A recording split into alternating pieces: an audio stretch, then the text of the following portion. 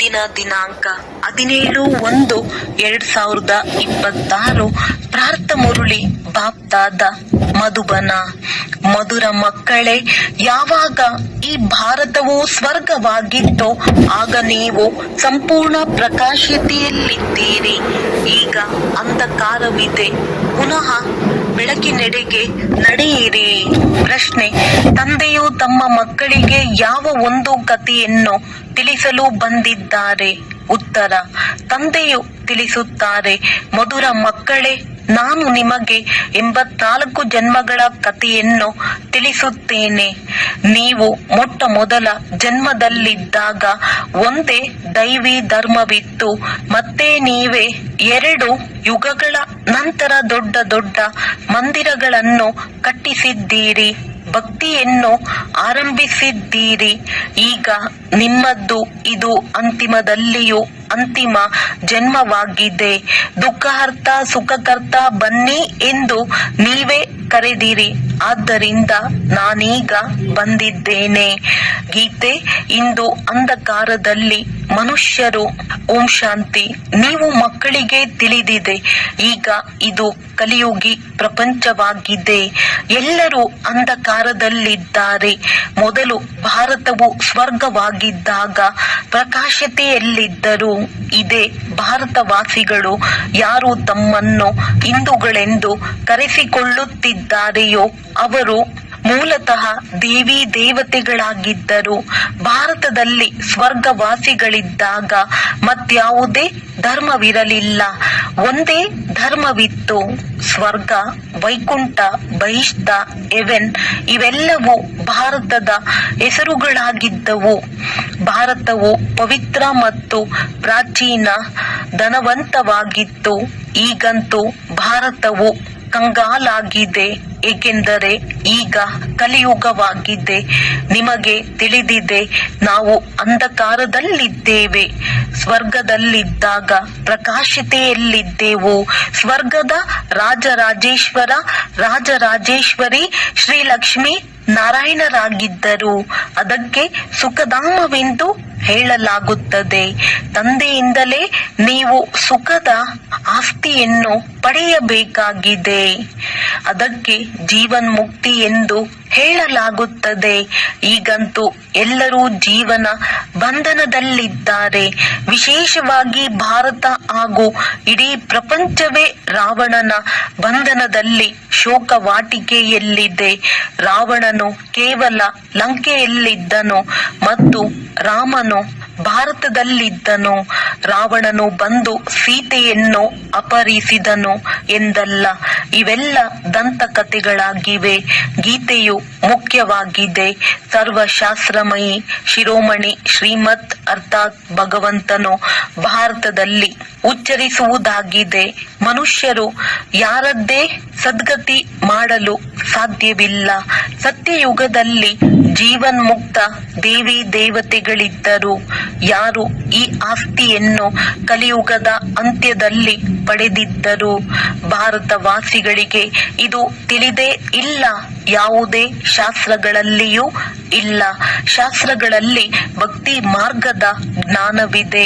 ಸದ್ಗತಿ ಮಾರ್ಗದ ಜ್ಞಾನವು ಮನುಷ್ಯ ಮಾತ್ರರಲ್ಲಿ ಇಲ್ಲವೇ ಇಲ್ಲ. ಎಲ್ಲರೂ ಭಕ್ತಿ ಕಲಿಸುವವರಾಗಿದ್ದಾರೆ. ಶಾಸ್ತ್ರಗಳನ್ನು ಓದಿ ದಾನ ಪುಣ್ಯ ಮಾಡಿ ಎಂದು ಹೇಳುತ್ತಾರೆ. ಈ ಭಕ್ತಿಯು ದ್ವಾಪರದಿಂದ ನಡೆದು ಬರುತ್ತದೆ. ಸತ್ಯ ತ್ರೇತಾ ಯುಗದಲ್ಲಿ ಜ್ಞಾನದ ಪ್ರಾರಬ್ಧವಿರುತ್ತದೆ. ಅಲ್ಲಿಯೂ ಈ ಜ್ಞಾನವು ನಡೆದು ಬರುತ್ತದೆ ಎಂದಲ್ಲ. ಭಾರತಕ್ಕೆ ಯಾವ ಆಸ್ತಿ ಇತ್ತೋ ಅದು ತಂದೆಯಿಂದ ಸಂಗಮ ಯುಗದಲ್ಲಿಯೇ ಸಿಕ್ಕಿತು. ಅದು ಈಗ ಪುನಃ ನಿಮಗೆ ಸಿಗುತ್ತಿದೆ. ಭಾರತವಾಸಿಗಳು ಯಾವಾಗ ನರಕವಾಸಿ ಬೇಹದ್ದಿನ ದುಃಖಿಯಾಗಿ ಬಿಡುವರೋ ಆಗ ಏ ಪತಿತ ಪಾವನ ದುಃಖಹರ್ತ ಸುಖಕರ್ತನೆಂದು ಕರೆಯುತ್ತಾರೆ. ಯಾರ ದುಃಖಹರ್ತ ಸರ್ವರ ದುಃಖಹರ್ತನಾಗಿದ್ದಾರೆ. ಏಕೆಂದರೆ ಮುಖ್ಯವಾಗಿ ಭಾರತ ಹಾಗೂ ಸಾಮಾನ್ಯವಾಗಿ ಇಡೀ ಪ್ರಪಂಚದ ಎಲ್ಲರಲ್ಲಿ ಪಂಚವಿಕಾರಗಳಿವೆ. ತಂದೆಯು ಪತಿತ ಪಾವನನಾಗಿದ್ದಾರೆ. ತಂದೆಯು ತಿಳಿಸುತ್ತಾರೆ, ನಾನು ಕಲ್ಪವೂ ಕಲ್ಪದ ಸಂಗಮ ಯುಗದಲ್ಲಿ ಬರುತ್ತೇನೆ. ಸರ್ವರ ಸದ್ಗತಿ ದಾತನಾಗುತ್ತೇನೆ. ಅಹಲ್ಯರು, ಗಣಿಕೆಯರು ಮತ್ತು ಯಾರೆಲ್ಲ ಗುರುಗಳಿದ್ದಾರೆಯೋ ಅವರೆಲ್ಲರ ಉದ್ಧಾರವನ್ನು ನಾನೇ ಮಾಡಬೇಕಾಗುತ್ತದೆ. ಏಕೆಂದರೆ ಇದಂತೂ ಪತಿತ ಪ್ರಪಂಚವಾಗಿದೆ. ಸತ್ಯಯುಗಕ್ಕೆ ಪಾವನ ಪ್ರಪಂಚವೆಂದು ಕರೆಯಲಾಗುತ್ತದೆ. ಭಾರತದಲ್ಲಿ ಈ ಲಕ್ಷ್ಮೀನಾರಾಯಣರ ರಾಜ್ಯವಿತ್ತು. ಇವರು ಸ್ವರ್ಗದ ಮಾಲೀಕರಾಗಿದ್ದಾರೆಂಬುದು ಭಾರತವಾಸಿಗಳಿಗೆ ತಿಳಿದಿಲ್ಲ. ಪತಿತ ಖಂಡವೆಂದರೆ ಅಸತ್ಯ ಖಂಡ, ಪಾವನ ಖಂಡವೆಂದರೆ ಸತ್ಯ ಖಂಡ. ಭಾರತ ಪಾವನ ಖಂಡವಾಗಿತ್ತು. ಈ ಭಾರತವು ಅವಿನಾಶಿ ಖಂಡವಾಗಿದೆ. ಇದೆಂದು ವಿನಾಶ ಹೊಂದುವುದಿಲ್ಲ. ಯಾವಾಗ ಈ ಲಕ್ಷ್ಮೀನಾರಾಯಣರ ರಾಜ್ಯವಿತ್ತು ಆಗ ಮತ್ಯಾವುದೇ ಖಂಡವಿರಲಿಲ್ಲ. ಅವೆಲ್ಲವೂ ನಂತರದಲ್ಲಿ ಬರುತ್ತವೆ. ಮನುಷ್ಯರು ಕಲ್ಪವನ್ನು ಲಕ್ಷಾಂತರ ವರ್ಷಗಳೆಂದು ಬರೆದಿದ್ದಾರೆ. ಆದರೆ ಕಲ್ಪದ ಆಯಸ್ಸು 5,000 ವರ್ಷಗಳಾಗಿದೆ. ಮನುಷ್ಯರು 84 ಲಕ್ಷ ಜನ್ಮಗಳನ್ನು ತೆಗೆದುಕೊಳ್ಳುತ್ತಾರೆಂದು ಹೇಳುತ್ತಾರೆ ಮತ್ತು ಮನುಷ್ಯರನ್ನು ನಾಯಿ, ಬೆಕ್ಕು, ಕತ್ತೆ ಇತ್ಯಾದಿ ಎಲ್ಲವನ್ನಾಗಿ ಮಾಡಿಬಿಟ್ಟಿದ್ದಾರೆ. ಆದರೆ ಬೆಕ್ಕು, ನಾಯಿಯ ಜನ್ಮವೇ ಬೇರೆಯಾಗಿದೆ. 84 ಲಕ್ಷ ವಿಭಿನ್ನ ಪ್ರಾಣಿ ಪಕ್ಷಿಗಳಿವೆ. ಮನುಷ್ಯ ಜಾತಿಯಂತೂ ಒಂದೇ ಆಗಿದೆ. ಮನುಷ್ಯರೇ 84 ಜನ್ಮಗಳನ್ನು ತೆಗೆದುಕೊಳ್ಳುವರು. ತಂದೆಯು ತಿಳಿಸುತ್ತಾರೆ, ಭಾರತವಾಸಿಗಳು ಡ್ರಾಮಾ ಪ್ಲಾನ್ ಅನುಸಾರ ತಮ್ಮ ಧರ್ಮವನ್ನೇ ಮರೆತು ಹೋಗಿದ್ದಾರೆ. ಕಲಿಯುಗದ ಅಂತ್ಯದಲ್ಲಿ ಸಂಪೂರ್ಣ ಪತಿತರಾಗಿ ಬಿಟ್ಟಿದ್ದಾರೆ. ಮತ್ತೆ ಸಂಗಮ ಯುಗದಲ್ಲಿ ಬಂದು ಪಾವನ ಮಾಡುತ್ತಾರೆ. ಇದಕ್ಕೆ ದುಃಖಧಾಮವೆಂದು ಹೇಳಲಾಗುತ್ತದೆ. ನಂತರ ಇದೇ ಭಾರತವು ಸುಖಧಾಮವಾಗುವುದು. ತಂದೆಯು ತಿಳಿಸುತ್ತಾರೆ, ಏ ಮಕ್ಕಳೇ, ನೀವು ಭಾರತವಾಸಿಗಳು ಸ್ವರ್ಗವಾಸಿಗಳಾಗಿದ್ದೀರಿ. ನಂತರ ನೀವು 84 ಜನ್ಮಗಳ ಏಣಿಯನ್ನು ಇಳಿಯುತ್ತೀರಿ. ಸತೋದಿಂದ ರಜೋ ತಮೋದಲ್ಲಿ ಖಂಡಿತ ಬರಲೇಬೇಕಾಗಿದೆ. ನೀವು ದೇವತೆಗಳಂತಹ ಧನವಂತರು, ಸದಾ ಸಂತೋಷ, ಆರೋಗ್ಯ, ಐಶ್ವರ್ಯವಂತರು ಮತ್ಯಾರು ಆಗುವುದಿಲ್ಲ. ಭಾರತವು ಎಷ್ಟು ಸಾಹುಕಾರನಾಗಿತ್ತು. ವಜ್ರ ರತ್ನಗಳು ಕಲ್ಲುಗಳ ತರಹ ಹೇರಳವಾಗಿದ್ದವು. 2 ಯುಗಗಳ ನಂತರ ಭಕ್ತಿ ಮಾರ್ಗದಲ್ಲಿ ಎಷ್ಟು ದೊಡ್ಡ ದೊಡ್ಡ ಮಂದಿರಗಳನ್ನು ಕಟ್ಟಿಸುತ್ತಾರೆ. ಅದು ಎಷ್ಟು ಬಾರಿ ಮಂದಿರಗಳನ್ನು ಕಟ್ಟಿಸಿದ್ದರೂ ಸೋಮನಾಥ ಮಂದಿರವು ದೊಡ್ಡದಕ್ಕಿಂತ ದೊಡ್ಡದಾಗಿತ್ತು. ಕೇವಲ ಒಂದು ಮಂದಿರವೇ ಇರುವುದಿಲ್ಲ ಅಲ್ಲವೇ? ಅನ್ಯ ರಾಜರ ಮಂದಿರಗಳು ಇದ್ದವು. ಎಷ್ಟೊಂದು ಲೂಟಿ ಮಾಡಿಕೊಂಡು ಹೋಗಿದ್ದಾರೆ. ತಂದೆಯು ನೀವು ಮಕ್ಕಳಿಗೆ ಸ್ಮೃತಿ ತರಿಸುತ್ತಾರೆ, ನಿಮ್ಮನ್ನು ಎಷ್ಟು ಸಾಹುಕಾರರನ್ನಾಗಿ ಮಾಡಿದ್ದೇನೋ. ನೀವು ಸರ್ವಗುಣ ಸಂಪನ್ನರು, 16 ಕಲಾ ಸಂಪೂರ್ಣರಾಗಿದ್ದೀರಿ. ಯಥಾ ಮಹಾರಾಜ ಮಹಾರಾಣಿ ಅವರಿಗೆ ಭಗವಾನ್ ಭಗವತಿ ಎಂದು ಹೇಳಬಹುದು. ಆದರೆ ತಂದೆಯು ತಿಳಿಸಿದ್ದಾರೆ, ಭಗವಂತನು ಒಬ್ಬರೇ ಆಗಿದ್ದಾರೆ. ಅವರು ತಂದೆಯಾಗಿದ್ದಾರೆ. ಕೇವಲ ಈಶ್ವರ ಅಥವಾ ಪ್ರಭು ಎಂದು ಹೇಳಿದಾಗಲೂ ಸಹ ಅವರು ಎಲ್ಲ ಆತ್ಮಗಳ ತಂದೆಯಾಗಿದ್ದಾರೆ ಎಂಬುದು ನೆನಪಿಗೆ ಬರುವುದಿಲ್ಲ. ತಂದೆಯು ಕುಳಿತು ಕಥೆಯನ್ನು ತಿಳಿಸುತ್ತಾರೆ. ಈಗ ನಿಮ್ಮದ್ದು ಬಹಳ ಜನ್ಮಗಳ ಅಂತಿಮ ಜನ್ಮವಾಗಿದೆ. ಕೇವಲ ಒಬ್ಬರ ಮಾತಿಲ್ಲ ಅಥವಾ ಯಾವುದೇ ಯುದ್ಧದ ಮೈದಾನ ಇತ್ಯಾದಿಗಳಿಲ್ಲ. ಭಾರತವಾಸಿಗಳು ಅವರ ರಾಜ್ಯವಿತ್ತೆಂಬುದನ್ನು ಸಹ ಮರೆತು ಹೋಗಿದ್ದಾರೆ. ಸತ್ಯಯುಗದ ಆಯಸ್ಸನ್ನು ಬಹಳ ಉದ್ದಗಲ ಮಾಡಿರುವುದರಿಂದ ಬಹಳ ದೂರ ತೆಗೆದುಕೊಂಡು ಹೋಗಿದ್ದಾರೆ. ತಂದೆಯು ಬಂದು ತಿಳಿಸುತ್ತಾರೆ, ಮನುಷ್ಯರಿಗೆ ಭಗವಂತನೆಂದು ಹೇಳಲು ಸಾಧ್ಯವಿಲ್ಲ. ಮನುಷ್ಯರು ಯಾರದ್ದೇ ಸದ್ಗತಿ ಮಾಡಲು ಸಾಧ್ಯವಿಲ್ಲ. ಸರ್ವರ ಸದ್ಗತಿ ದಾತ, ಪತಿತ ಪಾವನ, ಕರ್ತನೊಬ್ಬನೇ ಎಂದು ಗಾದೆ ಮಾತಿದೆ. ಒಬ್ಬರೇ ಸತ್ಯ ತಂದೆಯಾಗಿದ್ದಾರೆ. ಅವರು ಸತ್ಯ ಖಂಡದ ಸ್ಥಾಪನೆ ಮಾಡುವವರಾಗಿದ್ದಾರೆ. ಪೂಜೆಯನ್ನು ಮಾಡುತ್ತಾರೆ. ಆದರೆ ಭಕ್ತಿ ಮಾರ್ಗದಲ್ಲಿ ನೀವು ಯಾರ ಪೂಜೆ ಮಾಡುತ್ತಾ ಬಂದಿದ್ದೀರೋ ಅವರಲ್ಲಿ ಯಾರೊಬ್ಬರ ಚರಿತ್ರೆಯನ್ನು ತಿಳಿದುಕೊಂಡಿಲ್ಲ.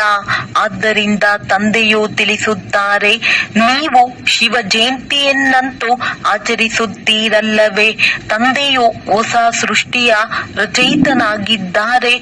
ಅವರು ಬೇಅದ್ದಿನ ಸುಖ ಕೊಡುವವರಾಗಿದ್ದಾರೆ. ಸತ್ಯಯುಗದಲ್ಲಿ ಬಹಳ ಸುಖವಿತ್ತು. ಅದನ್ನು ಯಾರು ಮತ್ತು ಹೇಗೆ ಸ್ಥಾಪನೆ ಮಾಡಿದರು? ಇದನ್ನು ತಂದೆಯೇ ತಿಳಿಸುತ್ತಾರೆ. ನರಕವಾಸಿಗಳನ್ನು ಸ್ವರ್ಗವಾಸಿಗಳನ್ನಾಗಿ ಮಾಡುವುದು ಅಥವಾ ಭ್ರಷ್ಟಾಚಾರಿಗಳನ್ನು ಶ್ರೇಷ್ಠಾಚಾರಿ ದೇವತೆಗಳನ್ನಾಗಿ ಮಾಡುವುದು ತಂದೆಯ ಕರ್ತವ್ಯವೇ ಆಗಿದೆ. ತಂದೆಯು ತಿಳಿಸುತ್ತಾರೆ, ನಾನು ನೀವು ಮಕ್ಕಳನ್ನು ಪಾವನರನ್ನಾಗಿ ಮಾಡುತ್ತೇನೆ. ನೀವು ಸ್ವರ್ಗದ ಮಾಲೀಕರಾಗುತ್ತೀರಿ. ನಿಮ್ಮನ್ನು ಪತಿತರನ್ನಾಗಿ ಯಾರು ಮಾಡುತ್ತಾರೆ? ಈ ರಾವಣ. ದುಃಖವನ್ನು ಸಹ ಈಶ್ವರನೇ ಕೊಡುತ್ತಾರೆಂದು ಮನುಷ್ಯರು ಹೇಳುತ್ತಾರೆ. ಆದರೆ ತಂದೆಯು ತಿಳಿಸುತ್ತಾರೆ, ನಾನಂತೂ ಎಲ್ಲರಿಗೆ ಇಷ್ಟೊಂದು ಸುಖವನ್ನು ಕೊಡುತ್ತೇನೆ. ಮತ್ತೆ ಅರ್ಧ ಕಲ್ಪದವರೆಗೆ ನೀವು ತಂದೆಯ ಸ್ಮರಣೆಯನ್ನೇ ಮಾಡುವುದಿಲ್ಲ. ನಂತರ ರಾವಣ ರಾಜ್ಯವಾದಾಗ ಎಲ್ಲರ ಪೂಜೆ ಮಾಡತೊಡಗುತ್ತೀರಿ. ನಿಮ್ಮದ್ದು ಇದು ಬಹಳ ಜನ್ಮಗಳ ಅಂತಿಮ ಜನ್ಮವಾಗಿದೆ. ಬಾಬಾ, ನಾವು ಎಷ್ಟು ಜನ್ಮಗಳನ್ನು ತೆಗೆದುಕೊಂಡೆವು ಎಂದು ಕೇಳುತ್ತಾರೆ. ಅದಕ್ಕೆ ತಂದೆಯು ಹೇಳುತ್ತಾರೆ, ಮಧುರಾತಿ ಮಧುರ ಭಾರತವಾಸಿಗಳೇ, ಏ ಆತ್ಮರೇ, ಈಗ ನಿಮಗೆ ಬೇಅದ್ದಿನ ಆಸ್ತಿಯನ್ನು ಕೊಡುತ್ತೇನೆ. ಮಕ್ಕಳೇ, ನೀವು 84 ಜನ್ಮಗಳನ್ನು ತೆಗೆದುಕೊಂಡಿದ್ದೀರಿ. ನೀವೀಗ 21 ಜನ್ಮಗಳಿಗಾಗಿ ತಂದೆಯಿಂದ ಆಸ್ತಿಯನ್ನು ಪಡೆಯಲು ಬಂದಿದ್ದೀರಿ. ಎಲ್ಲರೂ ಒಟ್ಟಿಗೆ ಬರುವುದಿಲ್ಲ. ನೀವೇ ಸತ್ಯಯುಗದ ಸೂರ್ಯವಂಶಿ ಪದವಿಯನ್ನು ಪುನಃ ತೆಗೆದುಕೊಳ್ಳುತ್ತೀರಿ. ಅರ್ಥಾತ್ ಸತ್ಯ ತಂದೆಯಿಂದ ಸತ್ಯ ನರನಿಂದ ನಾರಾಯಣನಾಗುವ ಜ್ಞಾನವನ್ನು ಕೇಳುತ್ತೀರಿ. ಇದು ಜ್ಞಾನ, ಅದು ಭಕ್ತಿಯಾಗಿದೆ. ಶಾಸ್ತ್ರಗಳೆಲ್ಲವೂ ಭಕ್ತಿ ಮಾರ್ಗಕ್ಕಾಗಿಯೇ ಇವೆ. ಅವು ಜ್ಞಾನ ಮಾರ್ಗದ ಶಾಸ್ತ್ರಗಳಲ್ಲ. ಇದು ಆಧ್ಯಾತ್ಮಿಕ ಜ್ಞಾನವಾಗಿದೆ. ಪರಮ ಆತ್ಮನೇ ಕುಳಿತು ಜ್ಞಾನವನ್ನು ತಿಳಿಸುತ್ತಾರೆ. ಅಂದಾಗ ಮಕ್ಕಳು ಆತ್ಮ ಅಭಿಮಾನಿಯಾಗಬೇಕಾಗಿದೆ. ತಮ್ಮನ್ನು ಆತ್ಮನಿಶ್ಚಯ ಮಾಡಿಕೊಂಡು ನನ್ನೊಬ್ಬನನ್ನೇ ನೆನಪು ಮಾಡಿ. ತಂದೆಯು ತಿಳಿಸುತ್ತಾರೆ, ಆತ್ಮದಲ್ಲಿಯೇ ಒಳ್ಳೆಯ ಅಥವಾ ಕೆಟ್ಟ ಸಂಸ್ಕಾರವಿರುತ್ತದೆ. ಅದರ ಅನುಸಾರವಾಗಿಯೇ ಮನುಷ್ಯನಿಗೆ ಒಳ್ಳೆಯ ಅಥವಾ ಕೆಟ್ಟ ಜನ್ಮ ಸಿಗುತ್ತದೆ. ತಂದೆಯು ತಿಳಿಸುತ್ತಾರೆ, ಇವರು ಬ್ರಹ್ಮ. ಯಾರು ಪಾವನರಾಗಿದ್ದರೋ ಅವರೇ ಈಗ ಅಂತಿಮ ಜನ್ಮದಲ್ಲಿ ಪತಿತನಾಗಿದ್ದಾರೆ. ತತತ್ವಂ. ತಂದೆಯಾದ ನಾನು ಈ ಹಳೆಯ ರಾವಣ ಪ್ರಪಂಚ ಪತಿತ ಪ್ರಪಂಚದಲ್ಲಿ ಬರಬೇಕಾಗುತ್ತದೆ. ಯಾರು ಪುನಃ ಮೊದಲ ನಂಬರಿನಲ್ಲಿ ಹೋಗಬೇಕಾಗಿದೆಯೋ ಅವರ ತನುವಿನಲ್ಲಿಯೇ ಬರುತ್ತೇನೆ. ಸೂರ್ಯ ವಂಶಿಗಳೇ ಪೂರ್ಣ 84 ಜನ್ಮಗಳನ್ನು ತೆಗೆದುಕೊಳ್ಳುತ್ತಾರೆ. ಇವರು ಬ್ರಹ್ಮವಂಶಿ ಬ್ರಾಹ್ಮಣರಾಗಿದ್ದಾರೆ. ತಂದೆಯು ಪ್ರತಿನಿತ್ಯವೂ ತಿಳಿಸುತ್ತಾರೆ, ಕಲ್ಲು ಬುದ್ಧಿಯವರನ್ನು ಪಾರಸ ಬುದ್ಧಿಯವರನ್ನಾಗಿ ಮಾಡುವುದು ಚಿಕ್ಕಮ್ಮನ ಮನೆಯಂತಲ್ಲ. ಏ ಆತ್ಮರೇ, ಈಗ ದೇಹಿ ಅಭಿಮಾನಿಯಾಗಿರಿ. ಏ ಆತ್ಮರೇ, ಒಬ್ಬ ತಂದೆಯನ್ನು ನೆನಪು ಮಾಡಿ ಮತ್ತು ರಾಜಧಾನಿಯನ್ನು ನೆನಪು ಮಾಡಿ. ದೇಹದ ಸಂಬಂಧಗಳನ್ನು ಬಿಡಿ. ಎಲ್ಲರೂ ಸಾಯಲೇಬೇಕಾಗಿದೆ. ಎಲ್ಲರದ್ದು ವಾನಪ್ರಸ್ಥ ಸ್ಥಿತಿಯಾಗಿದೆ. ಒಬ್ಬ ಸದ್ಗುರುವಿನ ವಿನಃ ಮತ್ಯಾರು ಸರ್ವರ ಸದ್ಗತಿ ದಾತನಾಗಲು ಸಾಧ್ಯವಿಲ್ಲ. ತಂದೆಯು ಹೇಳುತ್ತಾರೆ, ಏ ಭಾರತವಾಸಿ ಮಕ್ಕಳೇ, ನೀವು ಮೊಟ್ಟ ಮೊದಲು ನನ್ನಿಂದ ಅಗಲಿದ್ದೀರಿ. ಆತ್ಮಗಳು ಮತ್ತು ಪರಮಾತ್ಮನು ಬಹಳ ಕಾಲ ಅಗಲಿದ್ದರು ಎಂದು ಗಾಯನವಿದೆ. ಮೊಟ್ಟ ಮೊದಲಿಗೆ ನೀವು ಭಾರತವಾಸಿ ದೇವಿ ದೇವತಾ ಧರ್ಮದವರು ಬಂದಿದ್ದೀರಿ. ಅನ್ಯ ಧರ್ಮದವರ ಜನ್ಮಗಳು ಕಡಿಮೆ ಇರುತ್ತದೆ. ಇಡೀ ಚಕ್ರವು ಹೇಗೆ ಸುತ್ತುತ್ತದೆ ಎಂಬುದನ್ನು ತಂದೆಯು ತಿಳಿಸುತ್ತಾರೆ. ಯಾರು ಧಾರಣೆ ಮಾಡಿಸಲು ಸಾಧ್ಯವಿಲ್ಲವೋ ಅವರಿಗಾಗಿಯೇ ಬಹಳ ಸಹಜವಾಗಿದೆ. ಆತ್ಮಗಳು ಧಾರಣೆ ಮಾಡುತ್ತಾರೆ. ಆತ್ಮವೇ ಪುಣ್ಯಾತ್ಮ ಪಾಪಾತ್ಮನಾಗುತ್ತದೆ. ಎಲ್ಲವೇ ನಿಮ್ಮದ್ದು ಇದು 84ನೇ ಅಂತಿಮ ಜನ್ಮವಾಗಿದೆ. ನೀವೆಲ್ಲರೂ ವಾನಪ್ರಸ್ಥ ಸ್ಥಿತಿಯಲ್ಲಿದ್ದೀರಿ. ವಾನಪ್ರಸ್ಥ ಸ್ಥಿತಿಯಲ್ಲಿರುವವರು ಮಂತ್ರವನ್ನು ಪಡೆಯುವುದಕ್ಕಾಗಿ ಗುರುಗಳನ್ನು ಮಾಡಿಕೊಳ್ಳುತ್ತಾರೆ. ನೀವಂತೂ ಈಗ ದೇಹಧಾರಿ ಗುರುಗಳನ್ನು ಮಾಡಿಕೊಳ್ಳುವ ಅವಶ್ಯಕತೆ ಇಲ್ಲ. ನಾನು ನಿಮ್ಮೆಲ್ಲರ ತಂದೆ, ಶಿಕ್ಷಕ, ಸದ್ಗುರುವಾಗಿದ್ದೇನೆ. ಈ ಪತಿತ ಪಾವನ ಶಿವಬಾಬಾ ಎಂದು ನೀವು ನನಗೆ ಹೇಳುತ್ತೀರಿ. ಈಗ ಸ್ಮೃತಿ ಬಂದಿದೆ. ಎಲ್ಲ ಆತ್ಮರ ತಂದೆಯಾಗಿದ್ದಾರೆ. ಆತ್ಮವು ಸತ್ಯ ಚೈತನ್ಯವಾಗಿದೆ, ಏಕೆಂದರೆ ಅಮರನಾಗಿದೆ. ಎಲ್ಲ ಆತ್ಮರಲ್ಲಿ ಪಾತ್ರವು ಅಡಕವಾಗಿದೆ. ತಂದೆಯೂ ಸಹ ಸತ್ಯ ಚೈತನ್ಯನಾಗಿದ್ದಾರೆ. ಅವರು ಮನುಷ್ಯ ಸೃಷ್ಟಿಯ ಬೀಜ ರೂಪನಾಗಿರುವ ಕಾರಣ ತಿಳಿಸುತ್ತಾರೆ, ನಾನು ಇಡೀ ವೃಕ್ಷದ ಆದಿ ಮಧ್ಯ ಅಂತ್ಯವನ್ನು ತಿಳಿದುಕೊಂಡಿದ್ದೇನೆ. ಆದ್ದರಿಂದ ನನಗೆ ಜ್ಞಾನಪೂರ್ಣನೆಂದು ಕರೆಯುತ್ತಾರೆ. ನಿಮ್ಮಲ್ಲಿಯೂ ಪೂರ್ಣ ಜ್ಞಾನವಿದೆ. ಬೀಜದಿಂದ ವೃಕ್ಷವು ಹೇಗೆ ಆಗುತ್ತದೆ? ವೃಕ್ಷವು ಬೆಳೆಯುವುದರಲ್ಲಿ ಸಮಯ ಹಿಡಿಸುತ್ತದೆ. ಎಲ್ಲವೇ ತಂದೆಯು ತಿಳಿಸುತ್ತಾರೆ, ನಾನು ಬೀಜ ರೂಪನಾಗಿದ್ದೇನೆ. ಅಂತಿಮದಲ್ಲಿ ಇಡೀ ವೃಕ್ಷವು ಜಡೀಭೂತ ಸ್ಥಿತಿಯನ್ನು ತಲುಪುತ್ತದೆ. ಈಗ ನೋಡಿ, ದೇವಿ ದೇವತಾ ಧರ್ಮದ ಫೌಂಡೇಶನ್ ಇಲ್ಲ, ಅದು ಮರೆಯಾಗಿದೆ. ಯಾವಾಗ ದೇವತಾ ಧರ್ಮವು ಪ್ರಾಯಲೋಪವಾಗುವುದೋ ಆಗ ಮತ್ತೆ ಒಂದು ಧರ್ಮದ ಸ್ಥಾಪನೆ ಮಾಡಿ ಉಳಿದೆಲ್ಲದರ ವಿನಾಶ ಮಾಡಿಸಲು ತಂದೆಯು ಬರಬೇಕಾಗುತ್ತದೆ. ಪ್ರಜಾಪಿತ ಬ್ರಹ್ಮರವರ ಮೂಲಕ ತಂದೆಯು ಆದಿ ಸನಾತನ ದೇವಿ ದೇವತಾ ಧರ್ಮದ ಸ್ಥಾಪನೆ ಮಾಡಿಸುತ್ತಿದ್ದಾರೆ. ಇದು ಸಹ ಡ್ರಾಮಾದಲ್ಲಿ ಮಾಡಲ್ಪಟ್ಟಿದೆ. ಇದು ಅಂತ್ಯವಾಗುವುದಿಲ್ಲ. ತಂದೆಯು ಅಂತಿಮದಲ್ಲಿ ಬರುತ್ತಾರೆ. ಯಾವಾಗ ಸೃಷ್ಟಿಯ ಆದಿ ಮಧ್ಯ ಅಂತ್ಯದ ಜ್ಞಾನವನ್ನು ತಿಳಿಸಬೇಕಾಗಿದೆ. ಆದ್ದರಿಂದ ಅವಶ್ಯವಾಗಿ ಸಂಗಮದಲ್ಲಿಯೇ ಬರುತ್ತಾರೆ. ನಿಮಗೆ ಒಬ್ಬರೇ ತಂದೆಯಾಗಿದ್ದಾರೆ. ಎಲ್ಲ ಆತ್ಮಗಳು ಸಹೋದರರಾಗಿದ್ದೀರಿ. ಮೂಲವತನದ ನಿವಾಸಿಯಾಗಿದ್ದೀರಿ. ಆ ತಂದೆಯೊಬ್ಬರನ್ನೇ ಎಲ್ಲರೂ ನೆನಪು ಮಾಡುತ್ತಾರೆ. ದುಃಖದಲ್ಲಿ ಎಲ್ಲರೂ ಸ್ಮರಣೆ ಮಾಡುವರು. ರಾವಣ ರಾಜ್ಯದಲ್ಲಿ ದುಃಖವಿದೆಯಲ್ಲವೇ? ಇಲ್ಲಿ ಸ್ಮರಣೆ ಮಾಡುತ್ತಾರೆ. ಅಂದ ಮೇಲೆ ತಂದೆಯು ಸರ್ವರ ಸದ್ಗತಿ ದಾತನಾಗಿದ್ದಾರೆ. ಅವರದ್ದೇ ಮಹಿಮೆ ಇದೆ. ತಂದೆಯು ಬರದಿದ್ದರೆ ಭಾರತವನ್ನು ಸ್ವರ್ಗವನ್ನಾಗಿ ಯಾರು ಮಾಡುವರು? ಇಸ್ಲಾಮಿ ಮೊದಲಾದ ಯಾರೆಲ್ಲರೂ ಇದ್ದಾರೆಯೋ ಎಲ್ಲರೂ ಈ ಸಮಯದಲ್ಲಿ ತಮೋ ಪ್ರಧಾನರಾಗಿದ್ದಾರೆ. ಎಲ್ಲರೂ ಅವಶ್ಯವಾಗಿ ಪುನರ್ಜನ್ಮವನ್ನು ತೆಗೆದುಕೊಳ್ಳಬೇಕಾಗಿದೆ. ಈಗ ನರಕದಲ್ಲಿ ಪುನರ್ಜನ್ಮ ಸಿಗುತ್ತದೆ, ಸ್ವರ್ಗದಲ್ಲಿ ಹೋಗುತ್ತಾರೆಂದಲ್ಲ. ಹೇಗೆ ಸ್ವರ್ಗವಾಸಿಯಾದರು ಎಂದು ಹಿಂದೂಗಳು ಹೇಳುತ್ತಾರೆ. ಅಂದ ಮೇಲೆ ಅವಶ್ಯವಾಗಿ ನರಕದಲ್ಲಿದ್ದರು. ಈಗ ಸ್ವರ್ಗದಲ್ಲಿ ಹೋದರು ಎಂದು ಅರ್ಥವಲ್ಲವೇ? ಸ್ವರ್ಗವಾಸಿಯಾದರು ಎಂದ ಮೇಲೆ ಮತ್ತೆ ನರಕದ ಆಸುರಿ ವೈಭವವನ್ನು ಅವರಿಗೆ ಏಕೆ ತಿನ್ನಿಸುತ್ತೀರಿ? ಬಾಂಗ್ಲಾದಲ್ಲಿ ಮೀನುಗಳನ್ನು ತಿನ್ನಿಸುತ್ತಾರೆ. ಅರೆ, ಅವರಿಗೆ ಇವೆಲ್ಲವನ್ನು ತಿನ್ನುವ ಅವಶ್ಯಕತೆ ಏನಿದೆ, ಇಂಥವರು ನಿರ್ವಾಣಗೈದರು ಎಂದು ಹೇಳುತ್ತಾರೆ. ತಂದೆಯು ತಿಳಿಸುತ್ತಾರೆ, ಇವೆಲ್ಲವೂ ಸುಳ್ಳಾಗಿದೆ. ಹಿಂತಿರುಗಿ ಯಾರೂ ಹೋಗಲು ಸಾಧ್ಯವಿಲ್ಲ. ಯಾವಾಗ ಮೊದಲನೇ ನಂಬರಿನವರೇ 84 ಜನ್ಮಗಳನ್ನು ತೆಗೆದುಕೊಳ್ಳಬೇಕಾಗುತ್ತದೆ, ಅಂದ ಮೇಲೆ ಅನ್ಯರು ಯಾರು ಹೋಗಲು ಸಾಧ್ಯ? ತಂದೆಯು ತಿಳಿಸುತ್ತಾರೆ, ಇದರಲ್ಲಿ ಯಾವುದೇ ಕಷ್ಟವಿಲ್ಲ. ಭಕ್ತಿ ಮಾರ್ಗದಲ್ಲಿ ಎಷ್ಟೊಂದು ಕಷ್ಟವಿರುತ್ತದೆ. ರಾಮ ರಾಮ ಎಂದು ಜಪಿಸುತ್ತಾ ರೋಮಾಂಚನವಾಗಿ ನಿಂತು ಬಿಡುತ್ತಾರೆ. ಅವೆಲ್ಲವೂ ಭಕ್ತಿ ಮಾರ್ಗವಾಗಿದೆ. ಈ ಸೂರ್ಯ ಚಂದ್ರರನ್ನು ನೀವು ತಿಳಿದುಕೊಂಡಿದ್ದೀರಿ. ಇವರು ಪ್ರಕಾಶ ನೀಡುವವರಾಗಿದ್ದಾರೆ. ಇವರೇನು ದೇವತೆಗಳಲ್ಲ.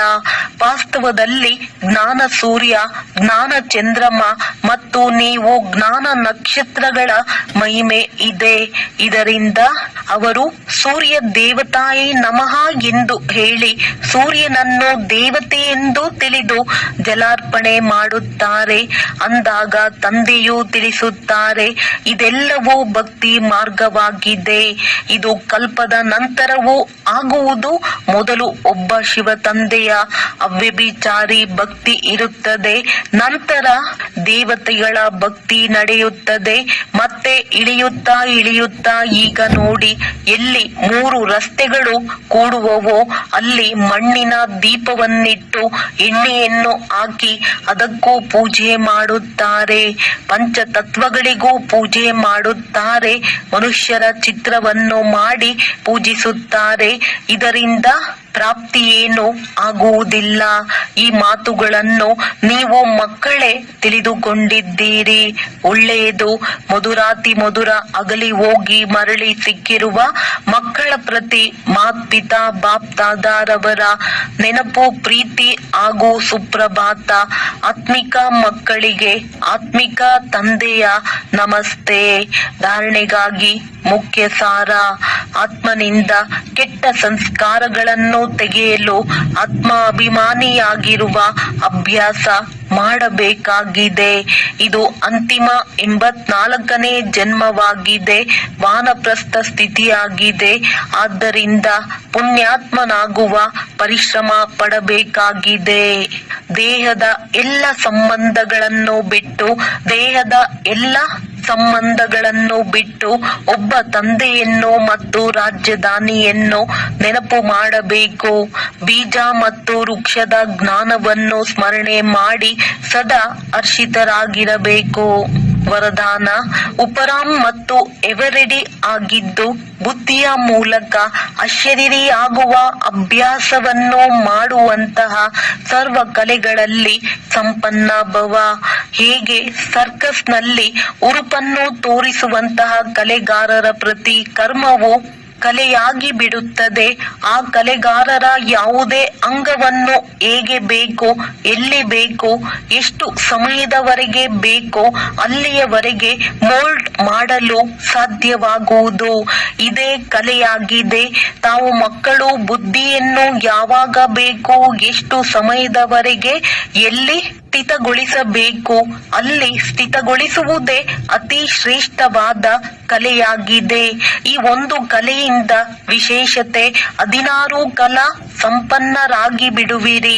ಇದಕ್ಕಾಗಿ ಈ ರೀತಿಯಾಗಿ ಉಪರಾಮ್ ಮತ್ತು ಎವರೆಡಿಯಾಗಿರಿ.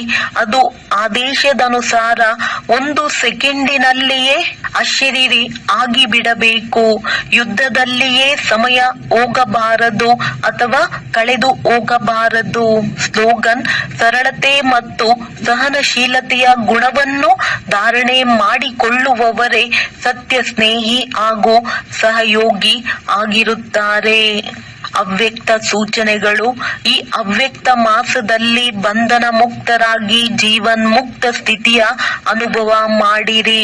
ಯಾರು ಪರಮಾತ್ಮ ಜ್ಞಾನಿ ಮಕ್ಕಳಾಗಿದ್ದಾರೋ ಅವರಿಗೆ ಜ್ಞಾನದ ಫಲವಾಗಿ ಮುಕ್ತಿ ಮತ್ತು ಜೀವನ್ ಮುಕ್ತಿಯ ಆಸ್ತಿ ಸಂಗಮ ಯುಗದಲ್ಲಿಯೇ ಲಭಿಸುತ್ತಾರೆ. ಜ್ಞಾನ ಎಂದರೆ ತಿಳುವಳಿಕೆ.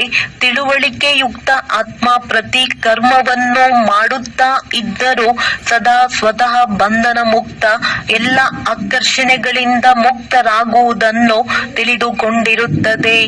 ಅವರ ಪ್ರತಿ ಸಂಕಲ್ಪ, ಮಾತು, ಕರ್ಮ, ಸಂಬಂಧ ಮತ್ತು ಸಂಪರ್ಕದಲ್ಲೂ ಮುಕ್ತಿ, ಜೀವನ್ ಮುಕ್ತಿಯ ಸ್ಟೇಜ್ ಇರುತ್ತದೆ. ಇದನ್ನೇ ನ್ಯಾರ ಮತ್ತು ಪ್ಯಾರ, ಭಿನ್ನ ಮತ್ತು ಪ್ರಿಯ ಎಂದು ಹೇಳಿದ್ದಾರೆ.